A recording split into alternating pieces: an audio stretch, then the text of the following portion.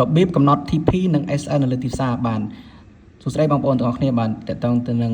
TP មានន័យថា take profit ការកំណត់ផលចំណេញ SL មានន័យថា set loss មានន័យថាការកំណត់ខាតអញ្ចឹងដើម្បីប្រើប្រាស់ប៊ូតុងកំណត់ខាតឬក៏ចំណេញបងប្អូនអាចចូលទៅពាក្យ buy ឬក៏ sell ដែលបងប្អូនរំពឹងថាទីផ្សារទិញឬក៏លក់ហ្នឹងអញ្ចឹងឧទាហរណ៍ថាយើងទិញ buy ចឹងកន្លែងនេះគឺយើង buy នៅត្រង់តម្លៃ 4257 ដែលយើងចុចលើប៊ូតុងកន្លែងយើង buy នេះយើងនឹងឃើញពាក្យ SL និង TP អញ្ចឹងដើម្បីកំណត់ការខាតយើងចូលឡើងពាក្យ SL យើងនឹងរំពឹងថាខាតលើទីផ្សារចំនួនប្រមាណចុចទៅពាក្យ TP គឺតើតើទៅនឹងការកំណត់ផលចំណេញបិទអូតូដែលពេលយើងរំពឹងថាទីផ្សារនឹងដល់ទៅហ្នឹងវានឹងបិទអូតូឲ្យយើងបន្ទាប់មកយើងចុចសញ្ញាព្រុយនេះរួចហើយយើងចុចពាក្យ modify